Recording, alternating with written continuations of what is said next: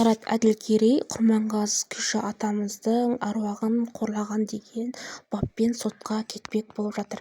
Бірақ ол кешіріммен ғана құтылды.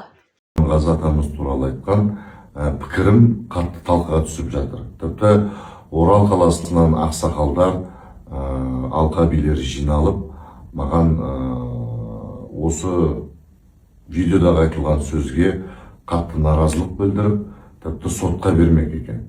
Осы ретте мен өзімнің қателігімді мойындаймын. Бұл осыдан 3-4 жыл бұрын подкастта айтылған әңгіме болатын. Жалпы мен өзім жүрген жерде тарихи жерлерді бабалардың басына, аруақтарына құран бағыштап, жалпы сондай тарихи жерлерді аралағанды жақсы көремін. Кез келген тарихи жерлерде бабалардың басында шырақшы, экскурсовод, яғни тарихшы болады. Мен бұл әңгімені сондай бабамыздың басындағы шырақшының өз аузынан естіген болатын.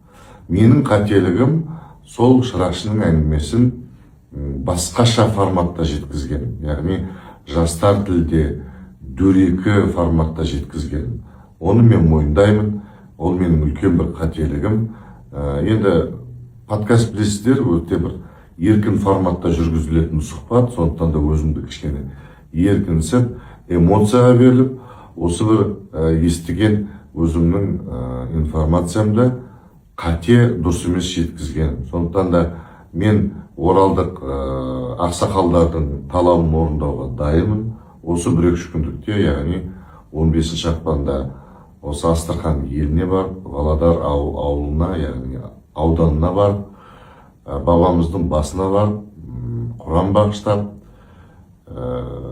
сол жердегі барлық жағдайды, мағлұматты, мәліметті сіздерге түсіндіре кететін боламын. Сондықтан да сүрінбейтін тұяқ, жаңылмайтын жақ жоқ дейді.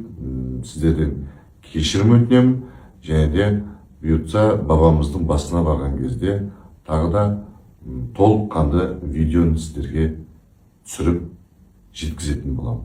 Аман болайық, еліміз аман, жұртымыз тыныш болсын. Түсінбейтінім, саналы еркек неге осылай қорлап, анау-мынау деп айтып алып, сүрінбейтін тұяқ жоқ деп кешірім сұрау барлық танымал тұлғаларға әдет болып кеткен.